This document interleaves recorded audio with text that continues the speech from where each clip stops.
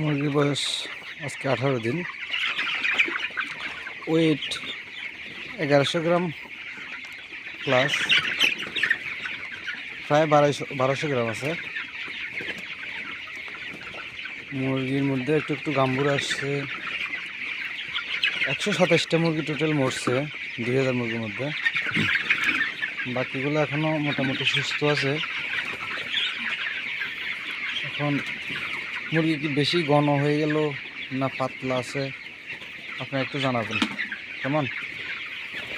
আমার থেকে হয়তো অনেক অভিজ্ঞ এখনও আছে কারণ লাইফে, সো আমি অভিজ্ঞদের একটু পরামর্শ চাচ্ছি।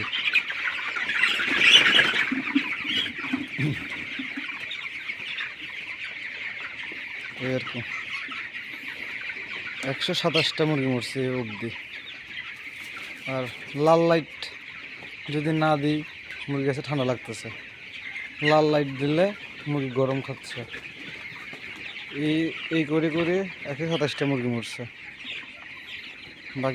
বাকিগুলা সুস্থ যদি হয় আল্লাহর কাছে এটাই চাওয়া আর কি। আসসালামু আলাইকুম।